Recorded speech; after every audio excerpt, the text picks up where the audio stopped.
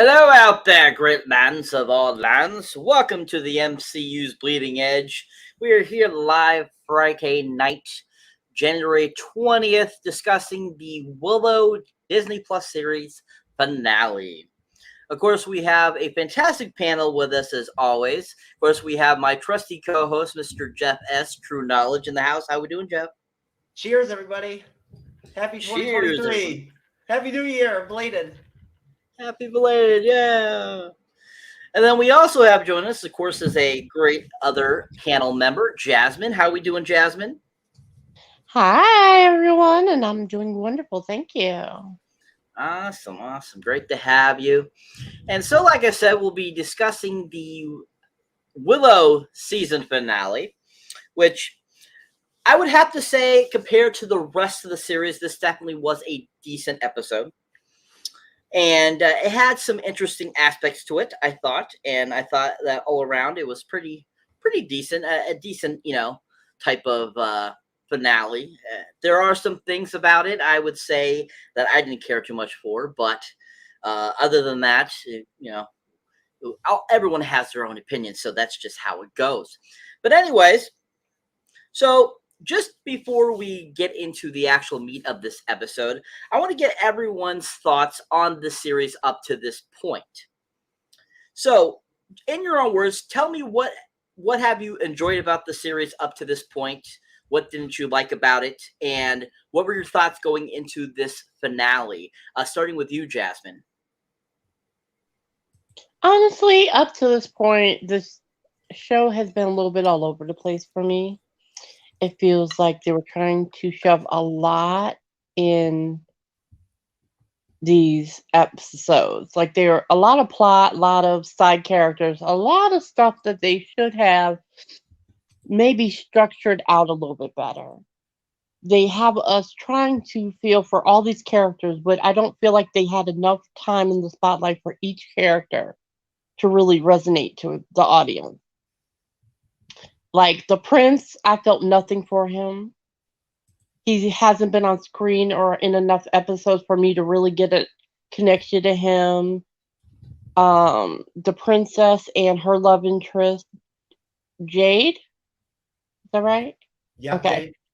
I feel like that relationship, they actually surprisingly did a good job at slowly progressing it. It just kind of felt like,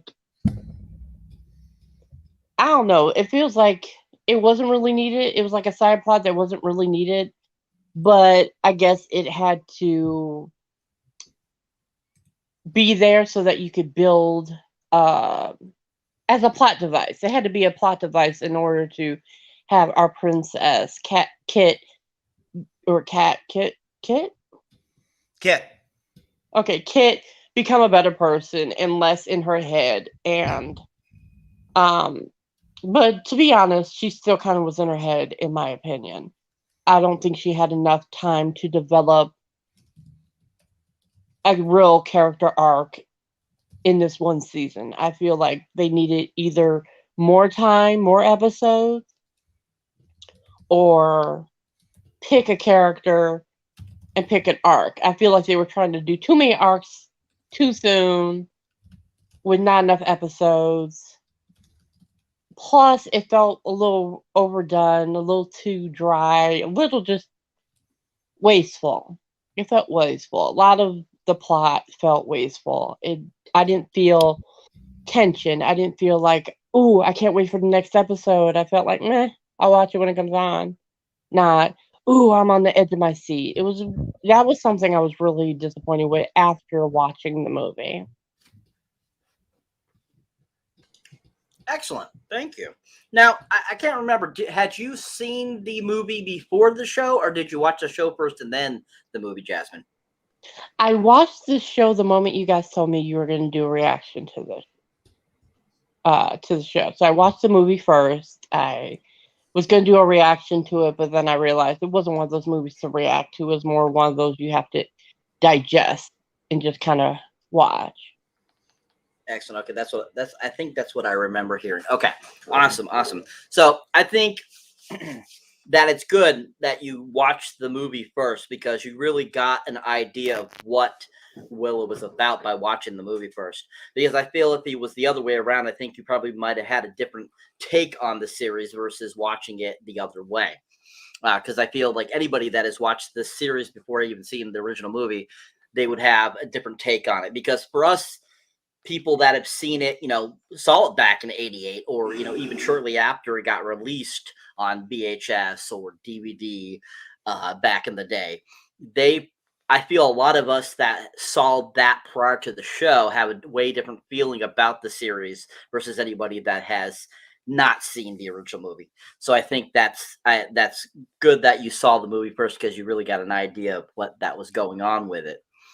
Yeah, definitely. It definitely gives you a different element when it comes to the show compared to somebody that's just going in blind.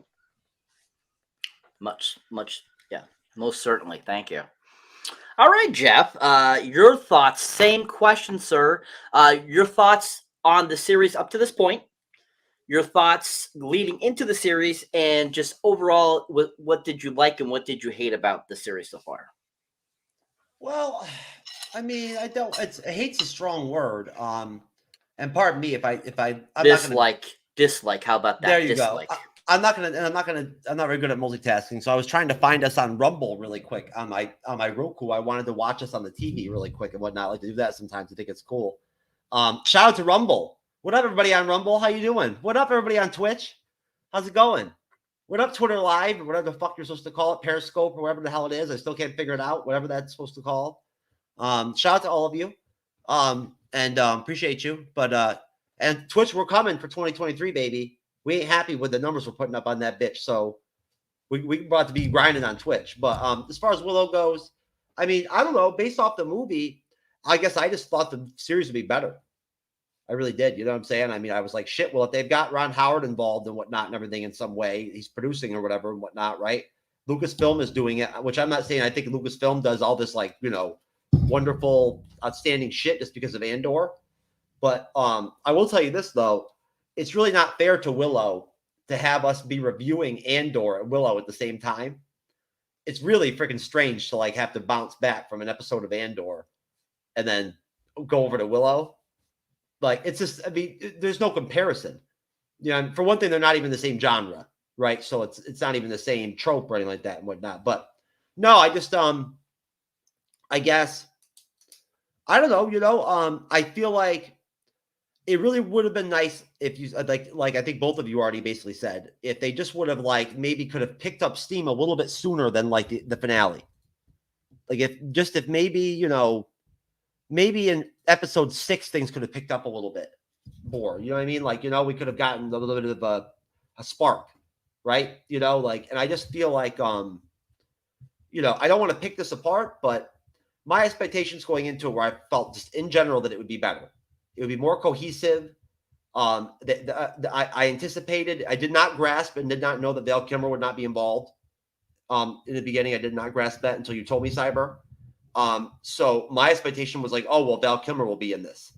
So, like, when you find out that Val Kilmer is going to be in a series and then all of a sudden he's not in it, that kind of changes the entire dichotomy of the series right there from jump. You already know that something's not going to be the same. You know what I mean? Because, like, in the movie, what worked for me, the only thing that I found connected with that, like, I found entertaining besides the little, like, midget dudes, was the connection and the relationship between Mad Mardigan and Willow, Willow Upfoot or whatever. Their dynamic, I thought, was fun. Like, they vibe well with each other. I don't know if Val Kilmer connects well as an actor with other actors and actresses. I like that all the time. But those two, I thought, worked well together. They fit well. And so to lose that, having Christian Slater pop up was big. That was like a real nice shot in the arm. But it wasn't exactly in comparison, it wasn't exactly the same thing as episode 10 of Andor, Cyber or Jazz, it wasn't exactly at that same level of performance. But no, overall, I just felt like I never at all felt like the personal relationships and the personal dynamics between, like, Jade and Princess Kit, for instance, were ever authentic at all. Like, I didn't think that they were well thought out or constructed. I think they were forced. And if you watch some of the interviews that some of the actors and actresses and producers and whatnot have done where they've talked about this before the series and during it, they highlight and make it clear that like their biggest deal is like the whole lesbian angle to it and whatnot. Like that's all they care about, you know? So I don't like that. Well, I don't like the idea that that's going to be your main principle in your series is that. If you're going to do it the right way, that's one thing, but they didn't do it the right way in this one. They didn't do it right. This made no sense. That Kit, whoever that Ruby Cruz, whoever her name is, that plays Princess Kit. I've never seen her in anything else before. There was another actress that was supposed to play Princess Kit that dropped out, and Kit jumped in at the last second to fill the spot. So who knows what would have happened with the other actress? Maybe she would have been better. But I just thought that making that like a big theme of the series didn't work for me at all. I didn't like it. It didn't work. It wasn't exciting. It wasn't fun. It wasn't sexy at all. It wasn't romantic. The humor wasn't good. And then overall too, I felt like they didn't use some of the characters and the actors and actresses in the ways that they could have. Right? You know, like you pointed out so many times, Cyber. Tony, I always struggle with his name. Rival Riori. Correct. Rivalari. Yeah, I mean, I think they could have done more with him. I liked him in the finale, right? It was great, the ending of the finale, how that played out. Like, that was dope. I like that. Like, that made me pumped up for season 2 a little bit. It did. But, you know, bottom line, there were episodes where they just didn't give him anything to work with at all. Like, he was there were 3 or 4 episodes there, or 2 or 3 episodes where all he did was just ask, like, Borman and Willow, like, how to, like, bang Elora Danan. Like, that's all he wanted to know. That was his only use. And I was like, man, come on now. Like, he was one of the best actors in the damn show. You know? And I will say this, though. Hats off to, what's her name? The Bamber chick. Who I wonder if she's related to the same Bamber that was in Battlestar Galactica, the 2000s sci-fi version. You know what I'm talking about, Cyber. Never watched it. Never watched it? Oh, well, either way, Ellie Bamber that played Elora Danan, I thought she really came out like in the finale. Like, finally. Like, I think Jasmine mentioned that already. Like, I finally connected with her as a character. I finally felt like she broke out. And I'm not saying it's too late, but why couldn't they have done that with her, like, in episode 6? That's all I'm saying. So, just in general, I felt like the energy from episode to episode wasn't very good.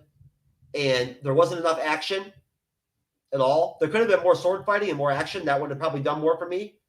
And we didn't get to see more of the crone and like and like all her forces and shit and everything and whatnot. Like the dude with the freaking like cage on his head and all that shit. Like, you know, I wanted to see those dudes fighting and all that more. So that's it. Excellent. Awesome. All right. So getting into the meat of the story of the finale. So basically, the episode starts off where the last episode left. Eric has just coming out of the doorway. He has cut hair. He seems a lot more proper. And Kit and Elora are there. And basically, in the beginning scene, they basically have kind of like a conversation. We see the crone in the background as they're talking. And basically, Eric has basically said, she is, this other person that he met there has shown him the light. Showed him what could actually be, how he could be a better person, a better king, and all this kind of stuff. And, basically that, all they have to do is talk to her and then they can leave. So as that's going on, that's when it pops back to the rest of the crew. And they are all still up there standing going, what the hell just happened? What are we going to do? And Aaron Kellerman, is basically like, I got to go. I have to see what happened. I'm going to take my chances, basically, because of Kit, and basically that's what it pans to Warwick Davis at Willow, him saying you love her, and she jumps off the cliff. Then after that, that's when him and Borman are still up there and talking like, oh, it looks like it's just going to be both of us here, and Tony Rivoli jumps off too, Roborelli. Graydon, as his name is in the show. And then it goes back to Borman and him, and they're, like I said, up there. I guess it's just us two guys type of deal. Kind of funny things with Borman. And, or as Jasmine likes to call him, Jafar. And they're basically like, I guess it's just gonna be us two, and then like Willow starts saying something to get him like basically, oh no, I gotta go, I gotta protect them too, and he jumps off and goes in, and then it leaves Willow up there top, and he doesn't, jump off. So once that happens, after they both, they fall down there and they realize that they're okay and safe and everything, and they get up and they see the city, that's when it goes back to Alora Dannon and Kit and Eric. And basically, he walks them into the building, and that's where that new person has appeared, the head crone, as she's called, which she, I believe her name, what was it? They gave her a name. I think it was Lily. Let me see here. I think it was Lily. Wasn't it Lily in the last episode? Yeah, Crone's Rosabelle Laurenti Sellers portrays the Crone's form of Lily. Yeah, so Lily, or Head Crone, as I like to call her, she's there, and she basically tells them, kind of like, oh yeah, Eric has seen the ways, and I didn't trick him, and all this stuff, and being conniving and all that kind of stuff, and basically ends up taking them and getting them to walk into that open doorway that we saw in previous episodes that, Eric at first wasn't like, we can't go in there. And so they end up walking through, and that's when all of a sudden Shorsha's there, and they're all in like a magical land, and everything is peaceful and free, and definitely like it's a dream going on. And both Alora and Kit are, very skeptical at first, but then both of them end up going off with their significant others to have conversations. So we'll stop it there and talk a little bit about this beginning portion. So I want to get your guys' thoughts on this little beginning section. What were your thoughts about it? What did you find interesting about it? Was there anything that caught your eye, or anything that you found, the best part of it, or anything that maybe somebody else might not have seen? And also, what did you think about how the crone has this head, like person kind of talking for them, versus how we've seen the crone throughout the series so far? There's always just those like 5 people that we've seen. The one person that turns into like a bird, the cage head guy, and stuff like that.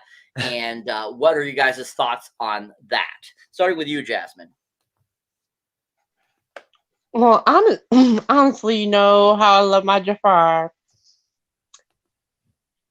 We know, hon. We know. We're very aware. I've loved him this entire series. He's been the one character that's actually been consistently good at acting his role. Believable. And with him, not wanting to jump over the edge to get, kind of join everybody. Believable. I mean, I would look down and be like, nope. Fuck him. But honestly, I loved his character, and I love how he actually, as a character, has so many layers, and he did a really good job at portraying that, particularly in this episode. Just how his conversation with Willow was just amazing. And the prince, that haircut was nice. I won't lie. I looked at that, I was like, ooh, hello. I was like, oh, okay. I still don't give a fuck about you as a character, but you look nice. How the hell does this man get swindled by the crone? How? how? Like, I'll talk about that later. But honestly, the conversation he had between Kit and, damn it, what's her name? The princess, the witch chick prophecy, the redhead. Other Laura redhead. Dannon? Or Laura short- Dannon. Thank you. Laura Dannon. The conversation them kept rotating was the funniest thing in the entire series. Was them constantly rotating to have a conversation with this boy. I was like, I like this. I think it's funny. It shows how they've become more comfortable with each other and how they have grown as friends. And I like that. There's not a lot of things I like about the character arcs in this show, but them showing how they developed a friendship after, this long of a show, I will commend them for that one. Watching them just try to like convince this boy to leave, and he's like, "No, you just have to talk to her. Talk to her." I'm like, "Ain't no way you just gonna leave." Like, I was like, "You full of shit." And you got Birdcage dude in the back over there breathing hard and shit in the background. Did you hear him? He was breathing so hard. It was so distracting. Honestly, I think the beginning part of the episode was very well done, very well structured, and really showed the character development for each character as a whole compared to the rest of the series. I think this episode is just solid. That's my opinion. Excellent, thank you. And what did you think about them bringing Sorsha back into the mix in that kind of that beginning of the dream sequence? What were your thoughts on that? Did you find it The mom, right? were you like thinking, oh, this is interesting that they brought her here? Did you think it was really her, or did you definitely think she was a dream or imagination there? I knew it had to be a curse or something because I'm like, your mama's a bitch. There is no way she's in here talking about some going from, oh, you have to do it for the family. You got to do it for, stop being in your head. Stop doing this. And all of a sudden she's like, I should have been a better mom. Bitch, my mom don't even talk like that. Regardless, she still says it's my fault. Like, no, there's no damn way. That's why I immediately, as soon as she started misting away, I was like, Tasa.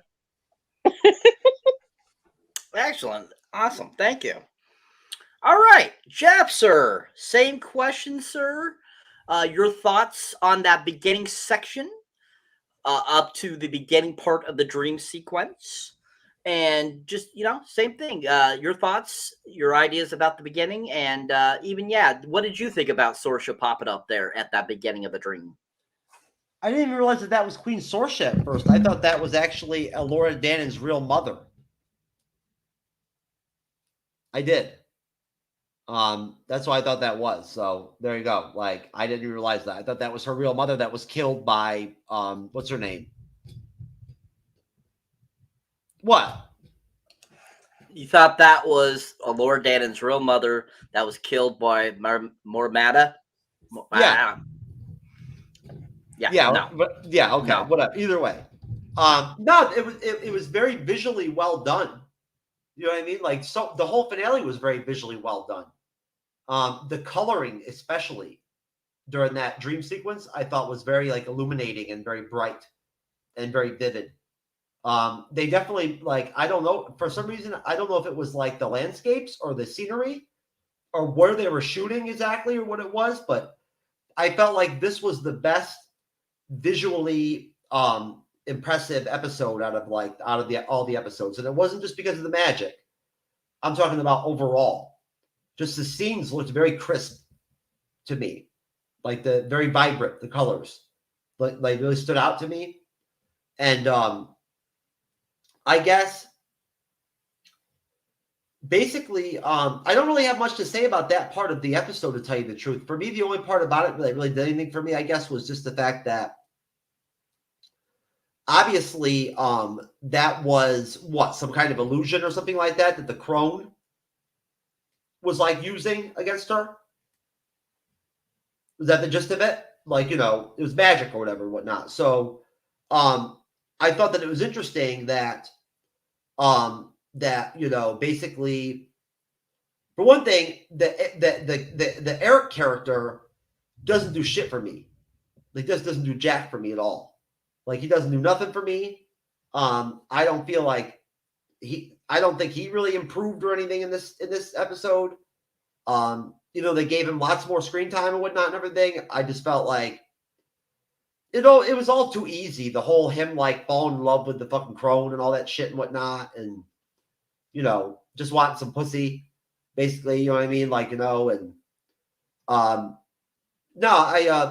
I didn't get much out of it. I really what we're getting into next is really kind of where I started to really like get traction with the show, with this episode anyway. All right, sir. Thank you. All right, so moving on. So from there, we go back to the crew after they have jumped over the waterfall and have noticed the city. They start to enter into the city and are searching around. And as they're searching around, we know all of a sudden they notice like a sandstorm starting. And so as they're searching around, the sandstorm keeps getting closer and closer to them.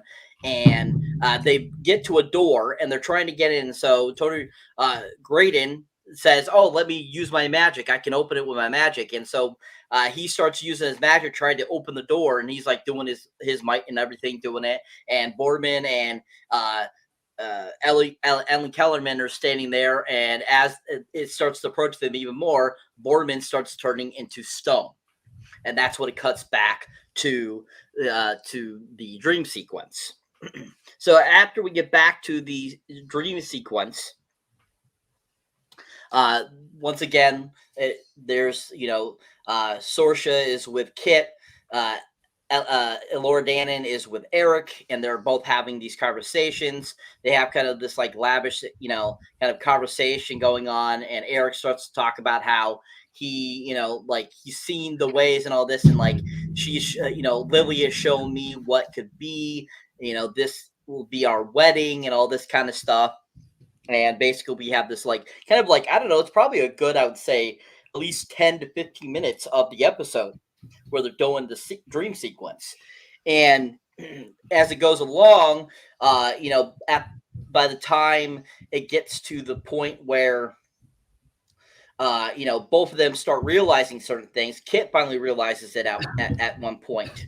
And she, you know, realizes that this is not real and that she needs to get out of there and save Elora. And that's when Lily pops up.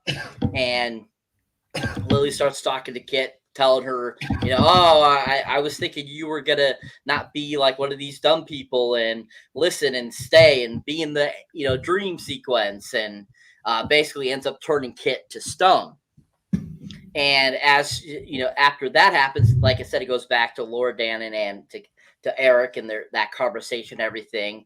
And they're talking and they keep talking for a short time and they're about to kiss. And then that's when Epiphany comes and Laura's like, "No, I'm not going to marry you. You know, I'm not going to do anything I don't want to do," and stuff like that. And that's when Lily pops up again and once again, you know, says the same thing, kind of like what she did with Kit.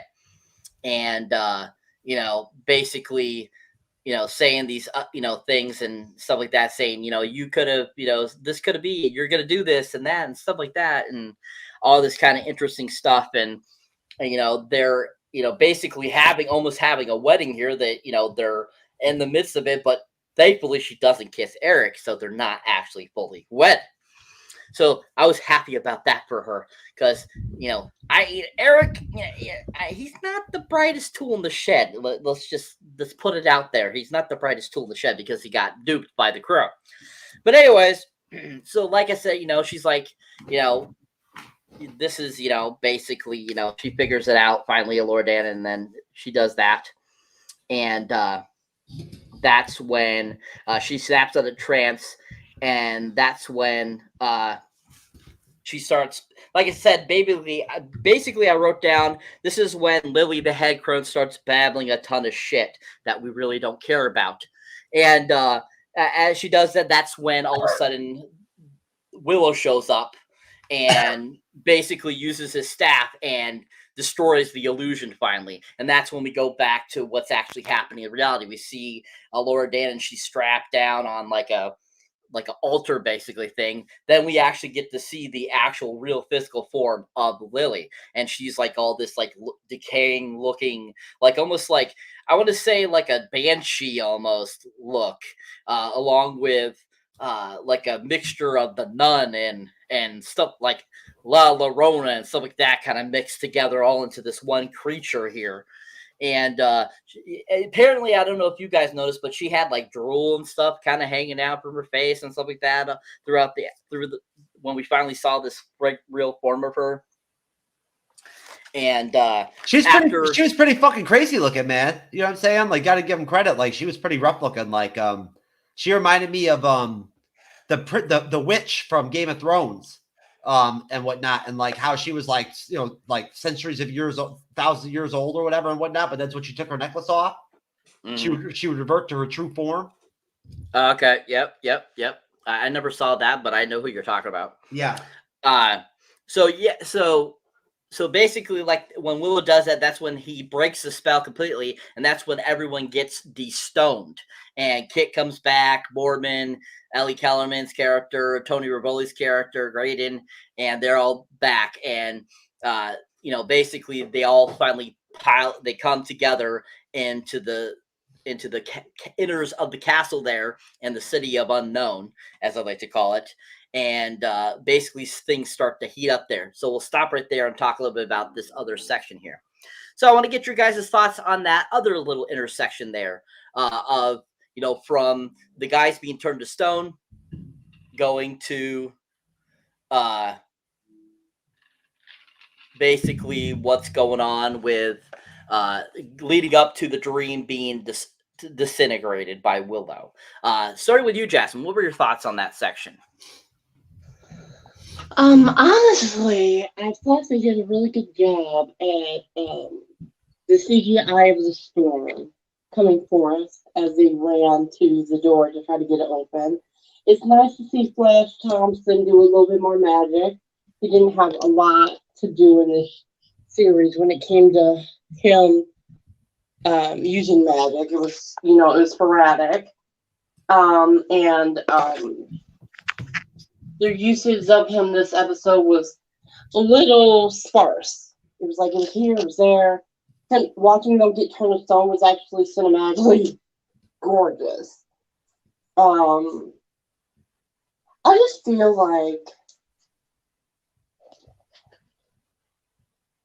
their fight scenes that they have are a little CWDC. Like they didn't have enough budget to CGI enough characters in to have those fight scenes. But I did think that the crone looked miraculous. Like the decaying effect that she had was something I didn't expect, especially from a Disney Plus series.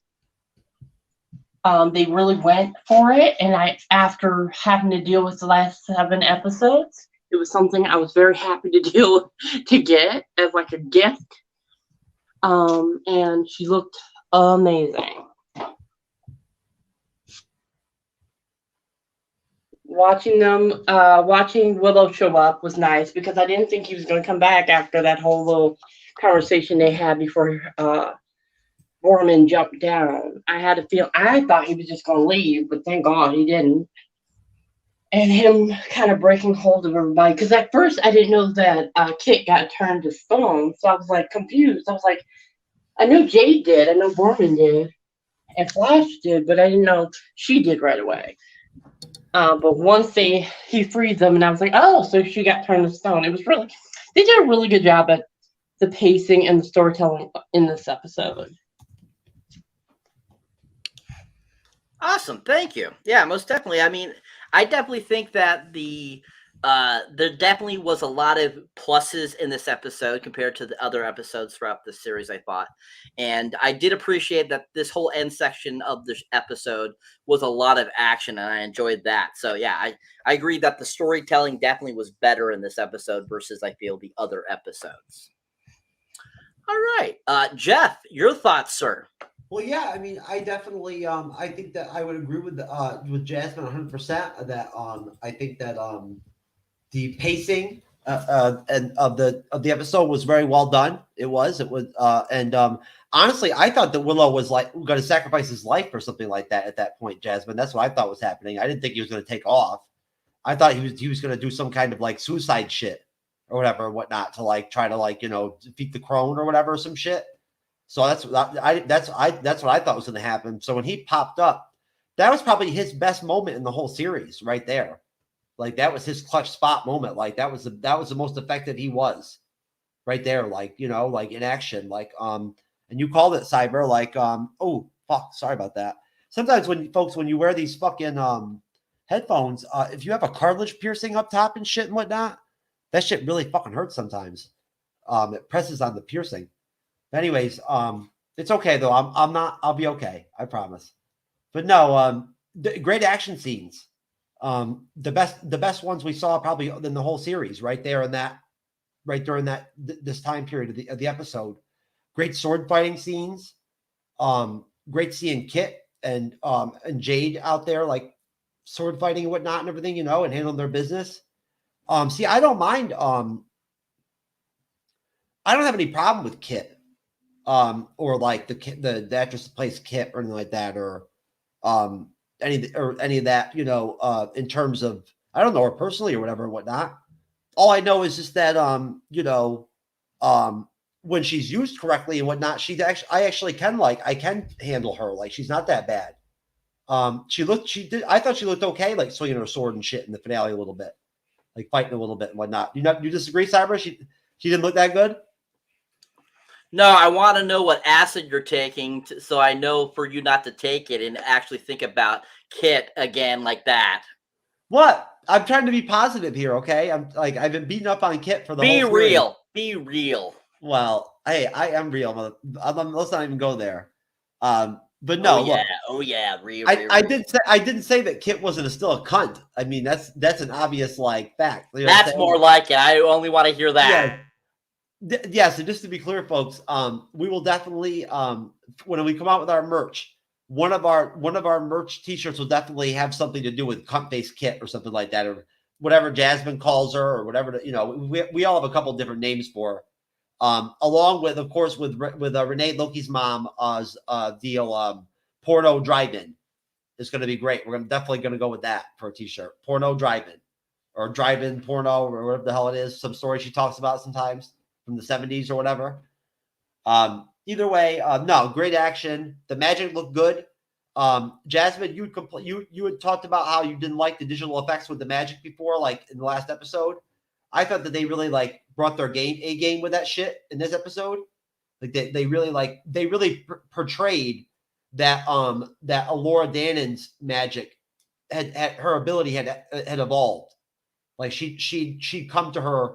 I don't think we've gotten to that part of the episode yet where she really comes to her full power set or whatever, if you want to call it that.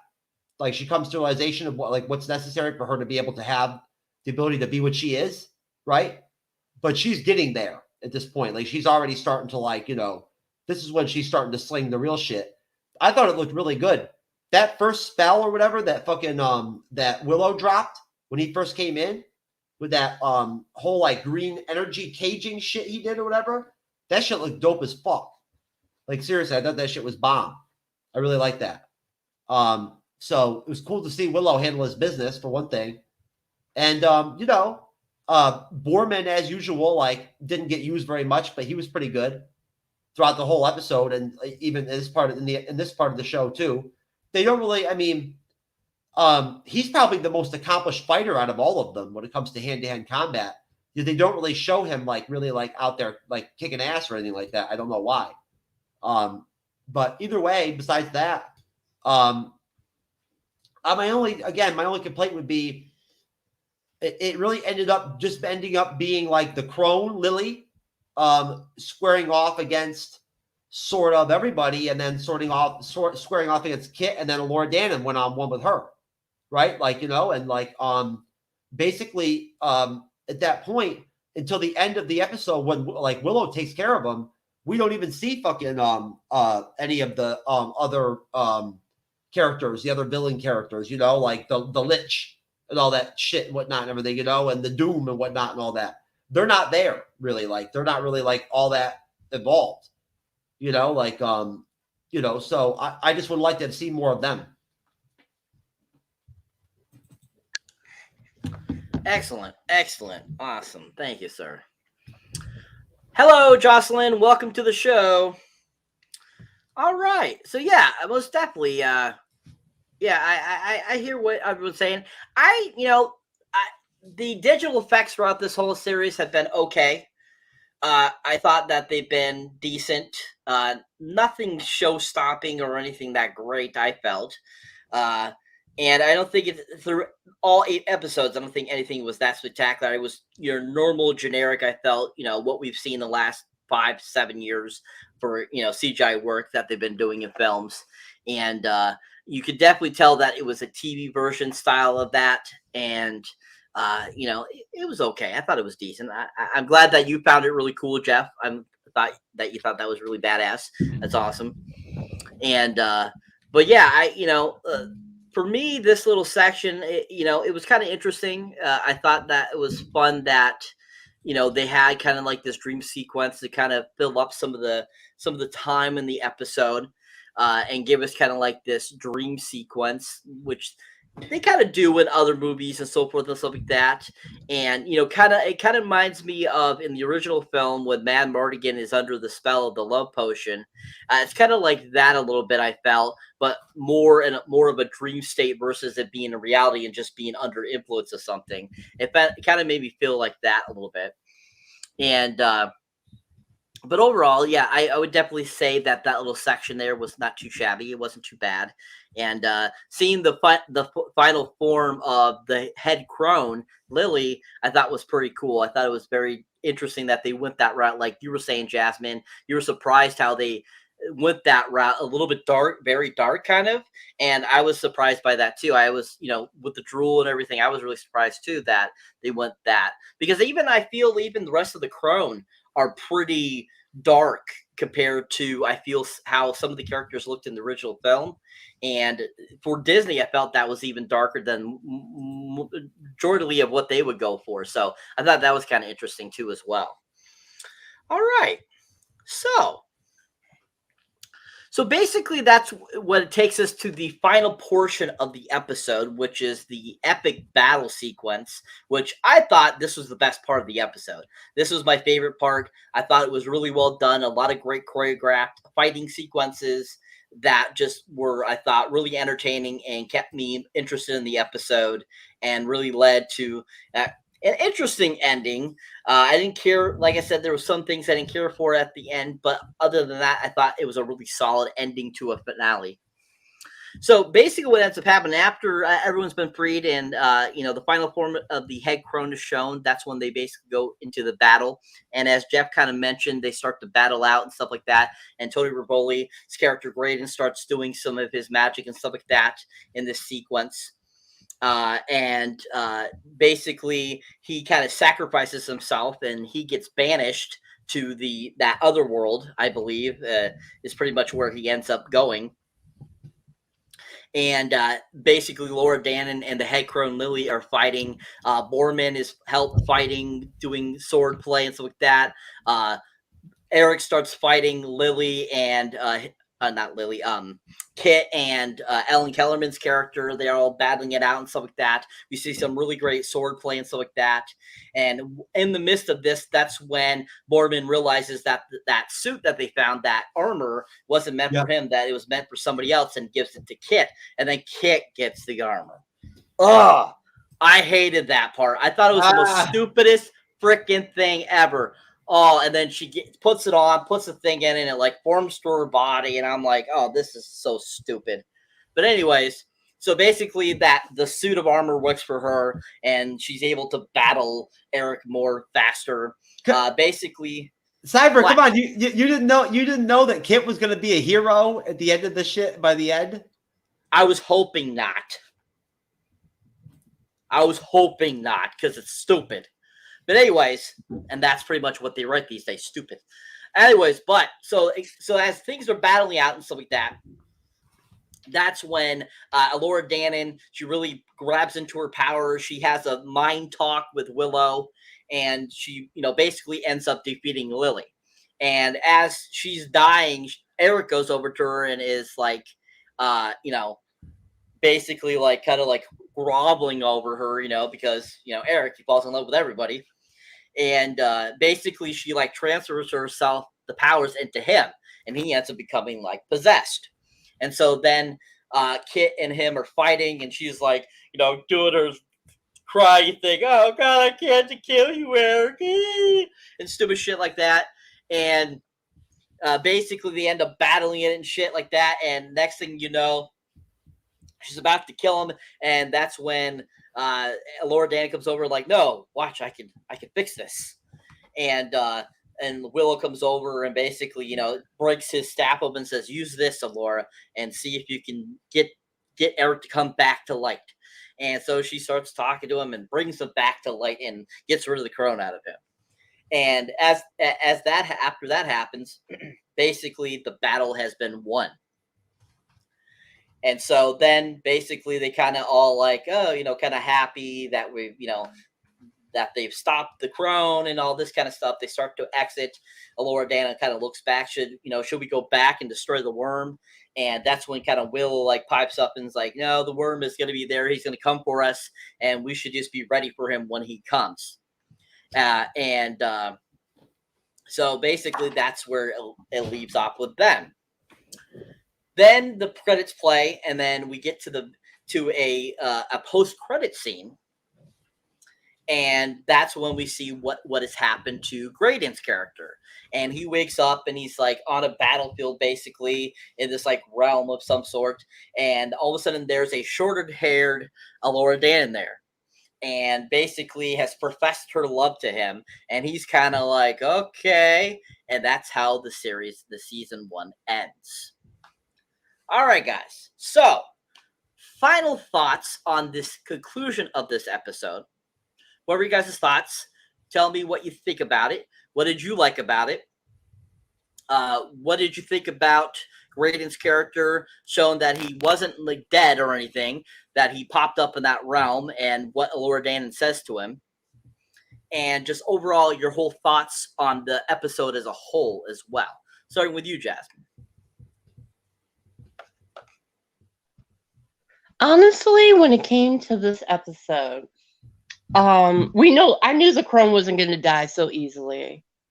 After she passed on over to the brother, I figured as much. Especially with him being dumb as hell.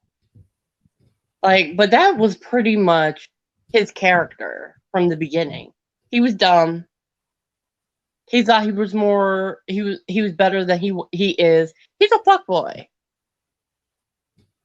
Even the girl was like, you're a fuckboy. Even the original you would barf at you. I thought that was hilarious when, the crone tried to get her to marry him. I know you guys didn't care for the scene where she got the armor, but I thought it was very reminiscent of the TV show Witchblade when it transformed on her. That's what I thought. And I was like, ooh, cool. That's an interesting take on the armor. It was a little heavy CGI, though. That was my only issue with it. Was just I wish shows would be more practical effect, be more on practical effects. It seems like people are too busy relying on special effects these days, and it's just kind of disappointing. Watching her fight was pretty cool. I enjoyed it. The brother fighting Kit and Jade at the same time was really cool. Very well choreographed. It made me like the character, the brother, a little bit more as a character, because it showed he could actually fight compared to the sister. The Crone battle was very Walmart, definitely Hallows Part 2. All I could hear was Voldemort. Avada Kedavra! The boy who lived, come to die. Very much that. The Crone looks fantastic, but I just feel like the fight scene in general, when it came to Jade and everybody fighting before the Crone situation, felt very low budget. Like Deadpool would pop in and just make a joke of like, you can afford more people? Because for someone that was supposed to be trying to take over the world, she had nobody in her corner other than Birdcage, Merlin from the dead, and dude needs a manicure. That, like, it's they needed a. It didn't feel like a war to me. It didn't feel like she was prepared. It felt second-handed just due to the lack of people fighting. Disney Plus kind of disappoints me when it comes to those things. But honestly, the characters did pretty good in this episode. It was one of the best things. Watching Laura Dannon fight the Crone was very nice. I really didn't like the part where she suddenly didn't. She felt scared and didn't. She needed Willow to talk to her. I felt that was stupid because she was doing just fine on her own. Like, they do that way too much in fantasy movies these days, where they have to weaken the protagonist in order to have this big moment, and it gets old really quickly. Like, she could have just fought. Like, after you saw her have a little moment and start fighting again, she was fine. So she could have just done that. But that's just me. Oh, and at the end, the little cutscene. We know that's the Crone. I know it's the Crone. There ain't no damn way she had that entire army, and it's Laura Dannon talking about some "I love you." I'm like, you saw what happened to Homeboy, so you can't fall for that too. I mean, dude, you're already dead. What's gonna do? Kill you twice? Excellent. So you think that he was killed into that realm, or do you think he just transported to that realm? I think he's dead. I think he got killed, and that's kind of like hell. It's like a hell realm or something. Yeah. Because he was literally Thanos snapped into like shards and then thrown into the hell realm. I think he's in hell. And I think he's an idiot if he believes that one. Because ain't no way Laura Dannon's son was like, oh, I want to do you. He didn't give a damn about you until you died. Like, Yeah, great. Why is it that Prince Graydon has like this selective fucking like stupidity? Like, sometimes he's with it and like is capable of doing shit, and then other times he's just fucking retarded. Because he gets distracted by his penis. Oh, well. His wand goes one way, his penis goes the other way. He gets distracted by the penis. He's following the wrong wand. That's why I think with both my penises. Huh? Oh Lord.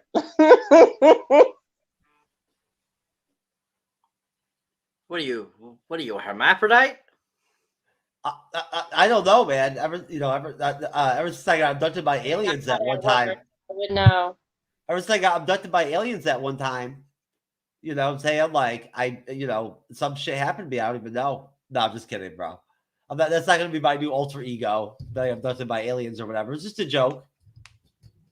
No shit. I don't actually have a second penis. Oh, I think everyone realizes that, but it's okay. Same question to you, Sir Jeff. But I will tell you this, though. She-Hulk definitely does. She's got two of them motherfuckers. Unless it's just one big one. I'm not even sure. Who knows? It was really dark in that room that night, so either way. I don't know. The finale, the final part of the, I guess if you want to say the final battle or whatever.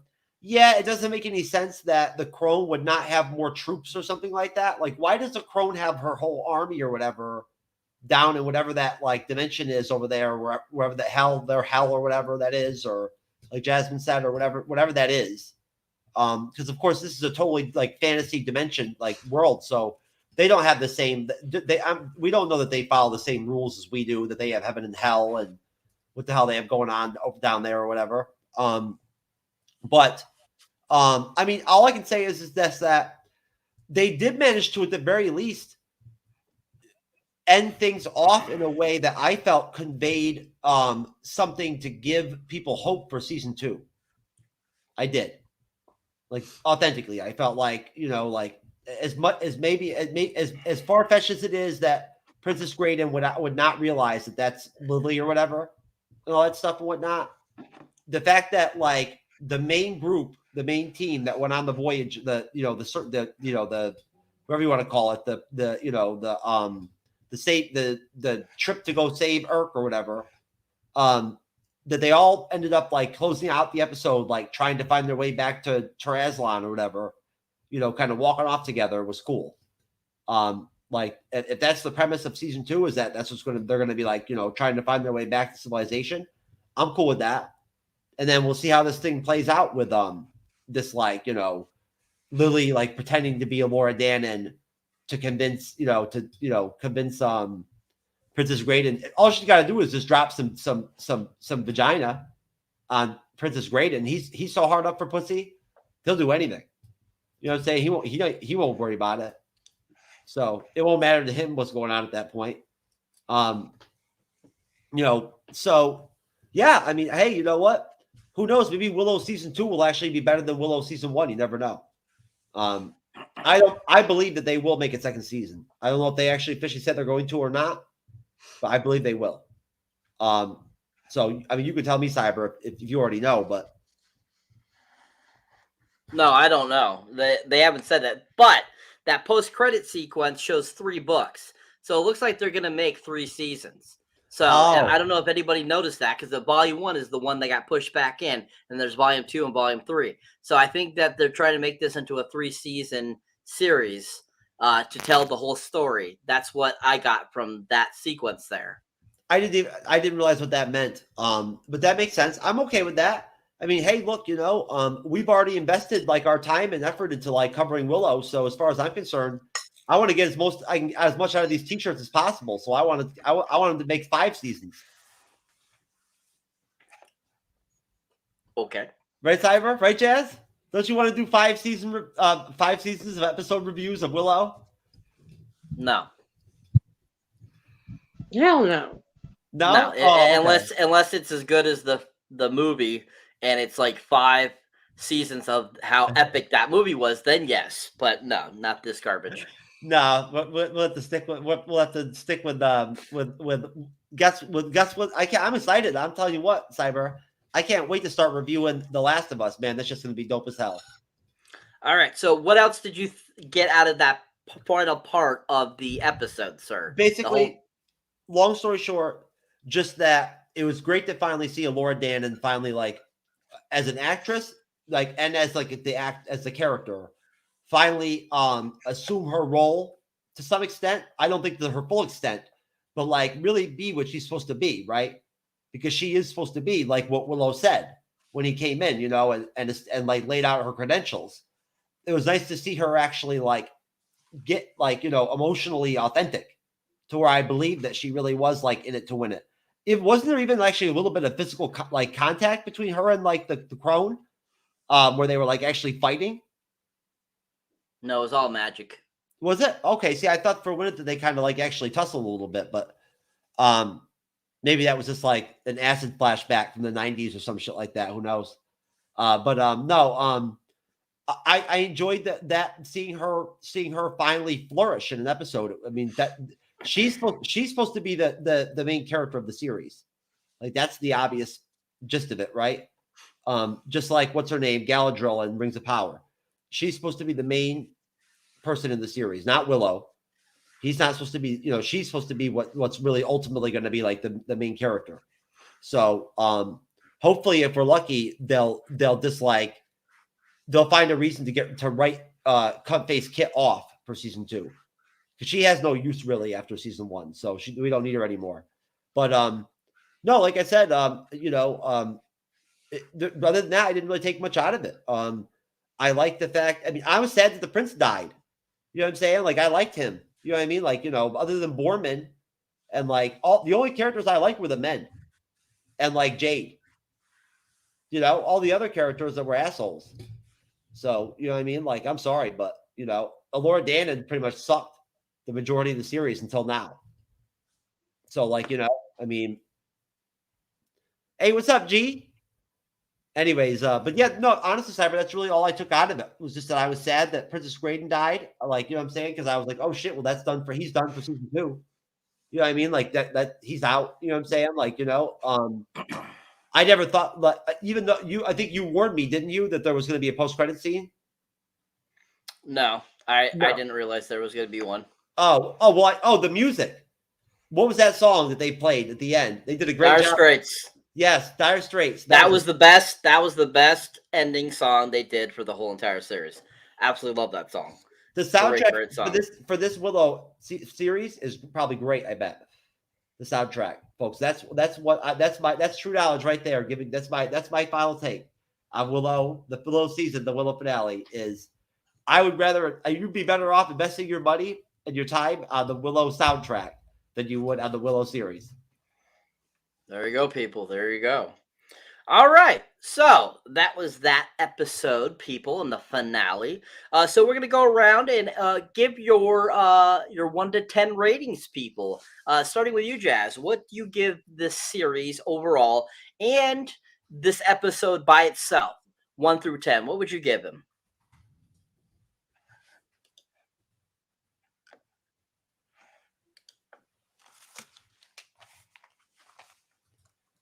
Jasmine, are you there? I'm here. Okay, making sure. I didn't hear the question. So. She didn't hear the question? No. We want your rating, hon.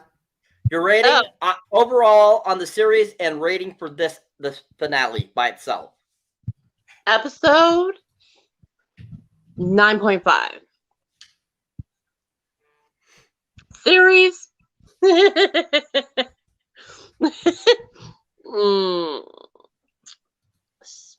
Damn it, 6.5.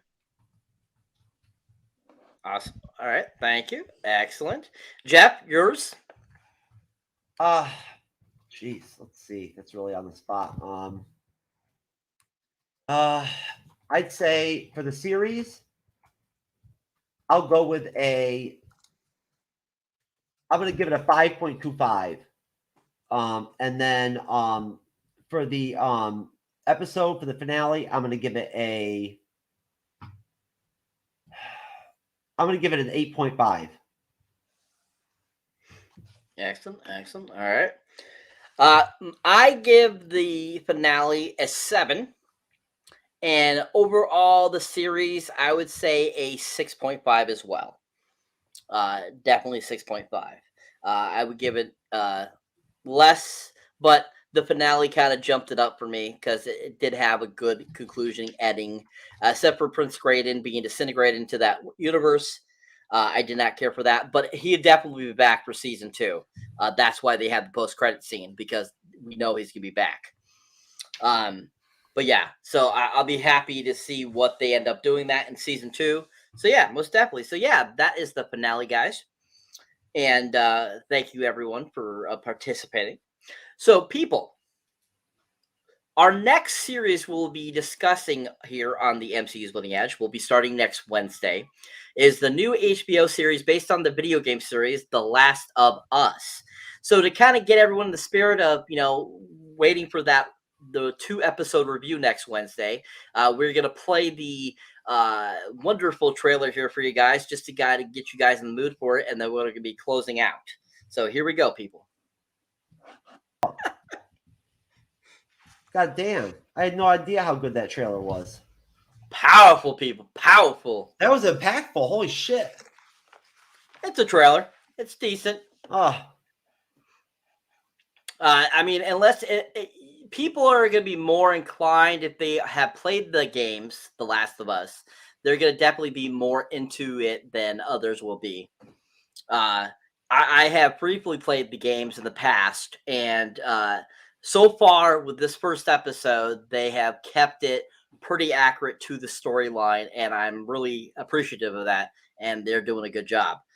yeah, solid. Can't wait to talk about the first 2 episodes Wednesday. Yeah. It's, if you're a big zombie fan or, of a different type of zombie fan, because that's the one great thing about this show and about the game was that it was a completely different type of virus versus like, say, Resident Evil or The Walking Dead or 28 Days Later, 28 Weeks Later, something like that. This is a completely different type of disease that it has turned these people into zombies. It's actually a fungus that is causing this to happen. So I thought that was really unique that they changed it up and gave us a different type of virus or disease that basically was causing people to turn into these like flesh-eating zombies. So I think that's really creative, and it's going to be a really fun to see how this works in this series. Yeah, most definitely. I would agree. Jasmine, what'd you think of the trailer?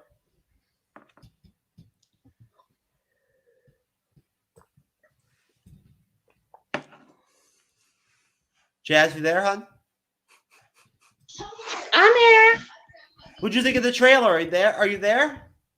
I'm here. Sorry, it's breaking up on my end. I didn't hear you. I thought the trailer was great. I think they did a really great job at editing the music choice. It feels like the people that are behind the show very well know their audience and are trying to reach it. Excellent. Most definitely. I agree 100%. And that's all I wrote to say about it. Honestly, Cyber, is that I'm really looking forward to it. It sounds like it's going to be a lot of fun. And hey, like you said, Wednesday evening, baby. 9:35 p.m. Eastern, 6:35 p.m. Pacific. Yes, people. Yes, people. All right, people. So that is it for that show tonight. So we're going to go around. Everyone's going to plug their stuff.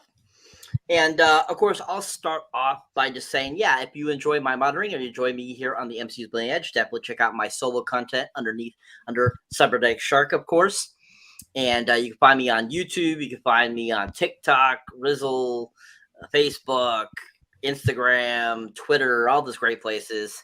I just recently put up my trailer reaction to Evil Dead Rise, which is the sequel to Evil Dead's remake from 2014. And this April, they're coming out with a sequel finally. A lot of people have been waiting for this sequel for almost 10 years now. So they're finally releasing it this year in April. I just released the today the trailer reaction, so definitely check that out. Definitely check out my Renfield reaction too as well, because that looks like it's gonna be a really fantastic film. And I want to thank all the people that keep supporting me. I'm up to almost 520, and it's just it's slowly building up there, and it's really great. So yeah, keep on subscribing if you like the stuff, and you guys have been awesome. So, like I said, we're going to go around. Jasmine, go ahead and plug your stuff. And then if there's anything else you would like to say, Jeff, and then close us out, sir. All right. So I will be starting an MCU rewatch with Jeff. Hell yeah. Soon. And we'll be going down the timeline of the MCU, rewatching all the movies from Phase 1 all the way through Phase 4, and I'm also planning on doing a rewatch of Witchblade, the TV series, with my boyfriend, who will be watching it for the first time. So I'll be doing that soon, and also I'll be doing the Winchesters TV series as well when that comes out. So please keep subscribing to my Twitter, because that's where I will be updating you guys on what is coming out, and my YouTube channel is YouTube Now 03 if you try to look it up, but it is Jazzy Girl Reacts, and I will see you guys soon. Bye. Bye, Jazz.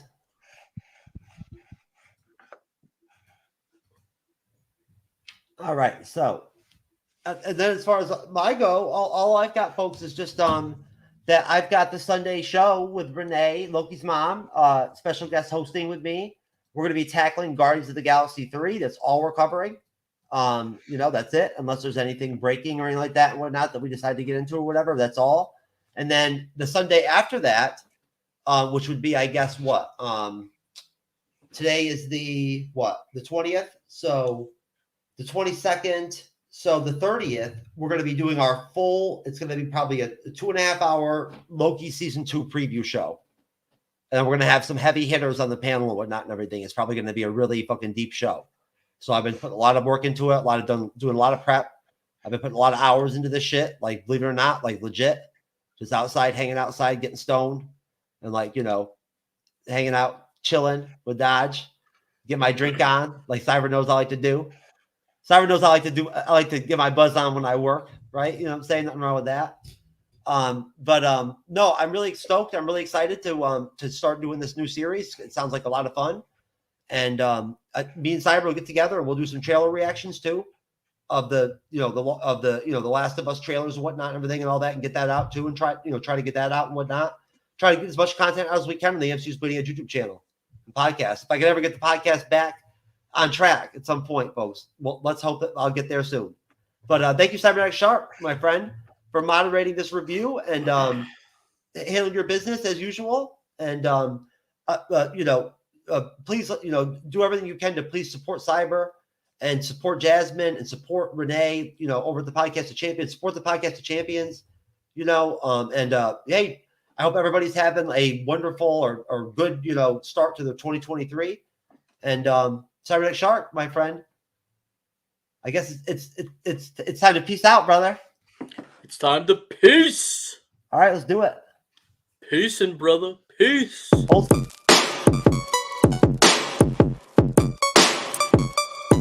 It's going down.